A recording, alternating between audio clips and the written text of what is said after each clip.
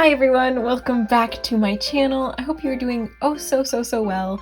Today is another monthly plan with me, and we're doing the same style as my July and June plan with me's, just because it's what has been working very well for me. We're just doing, again, a one spread full month setup, and I've honestly really fallen in love with this type of setup. I think it works very well for the summer when I don't really have a lot going on. And I think one of the most important things is to remember that bullet journaling should always adapt to your needs and what you need in that moment, and not just simply aesthetics and what's popular in the moment.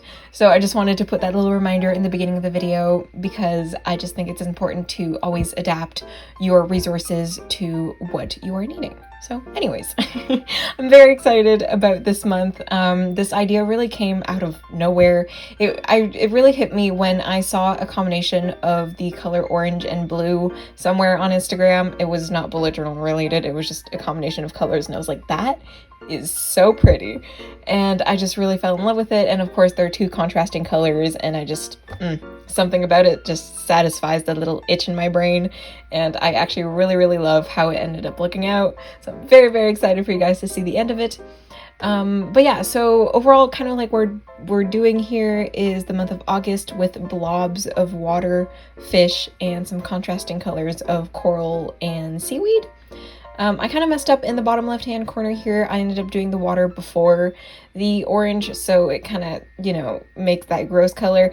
But it's okay, because it's the only really big mistake that I've made. But I knew for later on to do the other colors beforehand, so you can see me doing that now, so that I don't accidentally mess up again. But yeah, again, this theme is actually pretty simple, but it looks really nice, and it's just the colors is what makes it so satisfying personally, and I just really enjoyed it. And for the seaweed, it's mainly just like swiggly lines kind of together. For the coral, it's more angular lines as well, kind of like going off in random directions. And then I also have like a thicker tube coral with more of that orange color, where I just did literal blobs. And then I have like these little angel-like fish that are just two triangles kind of put together, one big one, one small one. And then I also have these guppy-shaped fish that is kind of like a half circle with a swiggly tail, if that makes sense. It's really not too complicated and pretty easy to recreate.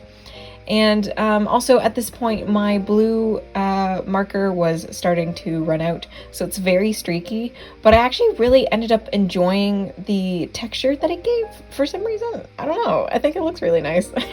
So again, usually I used to hate having a lot of texture in my drawings, and I feel like it looked childish and unprofessional, but I think it adds a really nice like homemade touch to it, and I don't hate it. So honestly, if ever you hate having texture in your drawings, don't. I think it looks really good. The main tip in order to make it look good, in my opinion, is to always go in the same direction. Like, don't go like up and down and then side to side, then up and down, because then it might add more variation, which is, if you're looking for that, that's great. If you're not, keep it in one direction. Anyways, at this point is when things really started looking up, because all the boxes were done. Like, you could really see it coming together, and I just, it looks so nice, and I'm very happy with it. And yeah. So again, no habit trackers this month or mood trackers. I just haven't really felt the need to have those yet, but I am honestly very excited for school to start back up again, because that means I can start having that more consistent lifestyle again, which is definitely something I've been craving lately. So this is my last month before school starts, and I'm very excited. My brain has been feeling very stagnant, if that makes any sense. I just feel like I've been needing information intake, and my job is great, and I've been loving my 2 summer jobs, but it's not very like learning heavy, if that makes sense. So I think I'm really missing my classes and stuff from uni, and just learning. I miss it a lot, which is something interesting. Do you guys get that? I feel like I'm one of the only people in my life that I know that has that type of like need of, I need to be in a class learning something. So please let me know if you get that, so I don't feel so alone, I guess. I don't know, my brain is constantly thirsty for good information, if that makes sense. But yeah, I'm very excited for my classes this upcoming fall. I have some very interesting ones, and I'm excited to see where it all goes. But yeah, now back to the spread. We are doing just little circles to do the numbers for the days of the week. Again, super simple, just some little dots. I think it ended up looking really, really good. I know I've said this so many times, but I'm very, very happy with it. And it's simple enough that it's not too busy, but it's just enough to, be evident on what the theme is. And yeah, it's pretty great.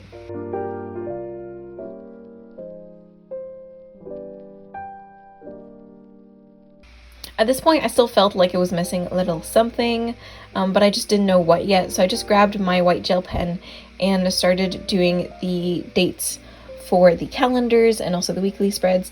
But this gel pen I was using, it was just like too big and it was kind of like mushing white everywhere. So I switched to a smaller format, which ended up working perfectly. And you can't really see it very well on camera, but in person it's subtle enough that you can see and read it properly. So that is the main point. And then I went back for the weeks as well, and I just put all the dates that were needed, so 1 through 31, and I think it ended up looking awesome.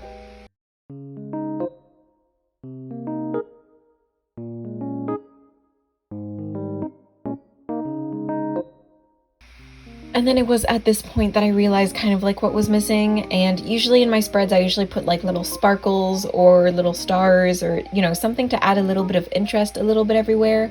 And usually I also add drop shadows to my writing, and I realized that was one of the things that was missing, so I added some little banner drop shadows to the August heading, and I also added it to the notes tab at the bottom. And then after this I added, guess what?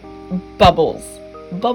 I'm so happy I added bubbles. It ended up adding that little missing filler white space that I needed, and it's just really kind of tied in everything together, and it made me really, really happy.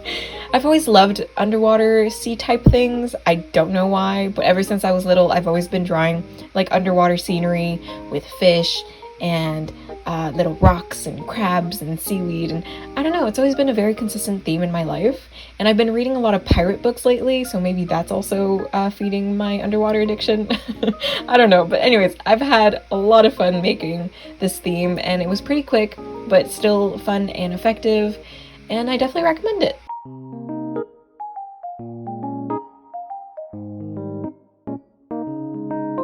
But yeah, this pretty much wraps up the August plan with me. It was pretty simple, and here is the final spread. You can see all the little details. I'm overall super happy with it, and I wouldn't change it for the world. But for next month, we are going to go back to our regular full 3 spread setup, and I'm very, very excited. So please let me know some suggestions for themes. I don't really know what I'm doing yet. Maybe some of you can spark some inspiration for me. I would really, really appreciate it. But yeah, I hope you guys enjoyed this theme and the setup as well, and I'll see you guys all very, very soon. Bye, guys.